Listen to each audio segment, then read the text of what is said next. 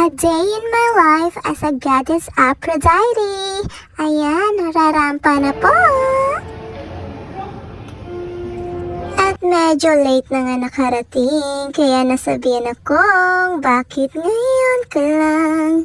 Ayun, at pumili na talaga ako ng seat kahit wala pa akong masyadong kakilala roon, kaya go pa rin! Ayun!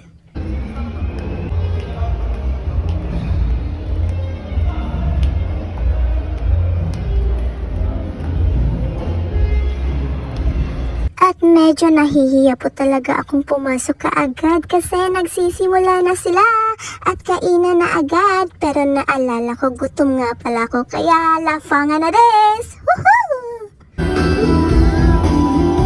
Wow! Napakagaling naman! Merong mga live performances, award ceremony at iba't iba pang mga patimpalat at marami pa pong iba! Woohoo!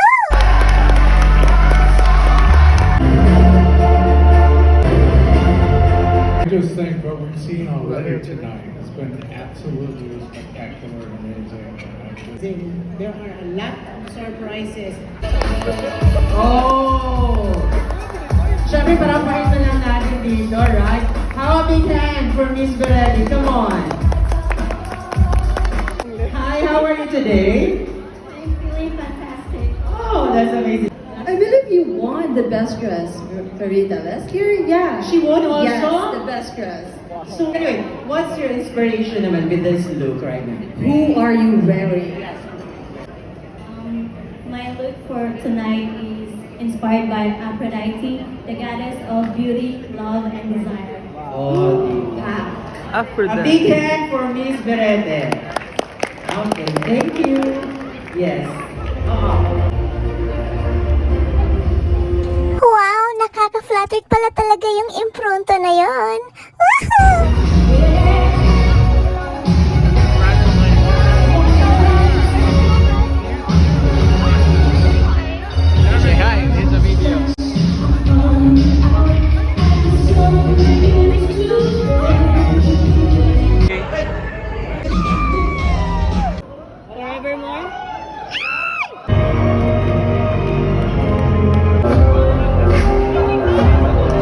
At meron ding napakagandang life-size magazine.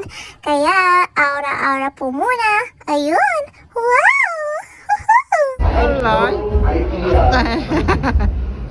Okay, thank you very much. We have celebrated a lot.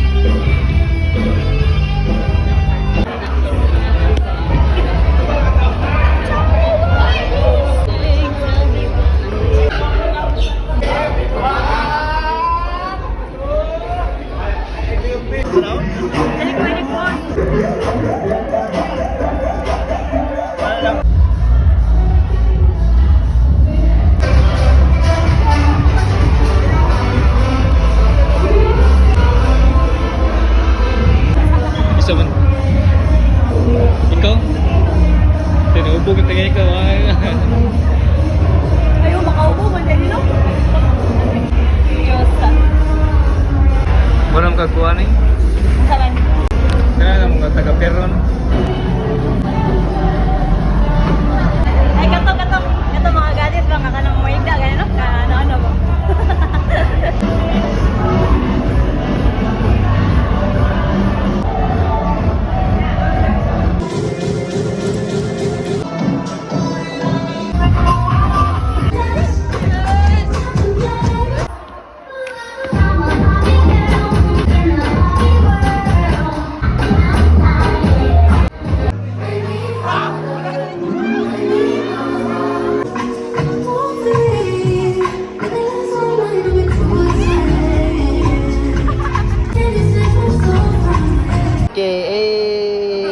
Okay.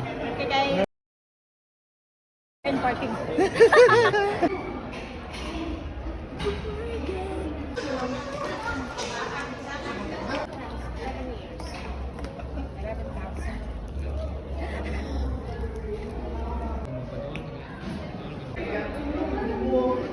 Ano mga statue sa Dimple Green?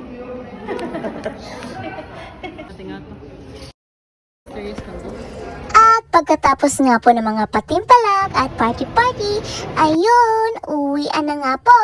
At napakasakit na po talaga ng mga paa ko. Pero sobrang napaka-fantastic talaga maging Joseph kasi nagampanan ko po ng sobrang napakahusay ang pagiging realistic ng mga imahinasyon ko. Kaya sobrang maraming salamat po.